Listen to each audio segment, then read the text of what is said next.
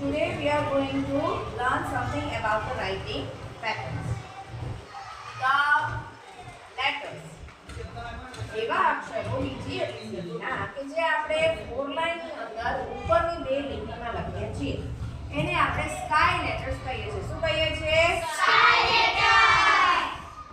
વચ્ચેની લાઈનમાં જે બધા જ લેટર્સ આવે છે એને આપણે ગ્રાસ લેટર્સ કહીએ છીએ. શું કહીએ છીએ? Grass letter.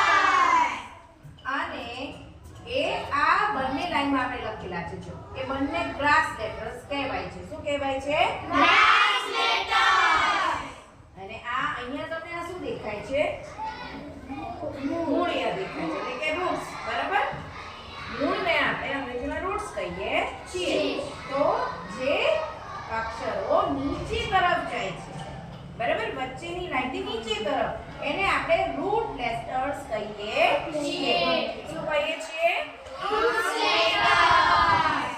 ઓકે હવે ચાલ આને તમે બોલવું જોઈએ.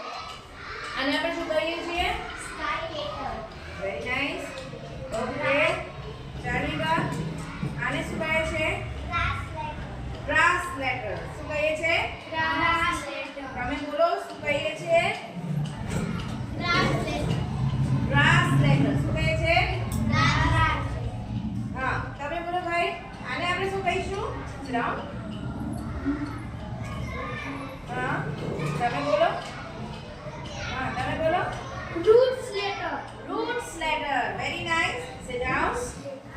Now start writing in our writing books. આપણે આ writing book કરાવી છે તમારા હેન્ડ રાઇટિંગ ઇમ્પ્રૂવ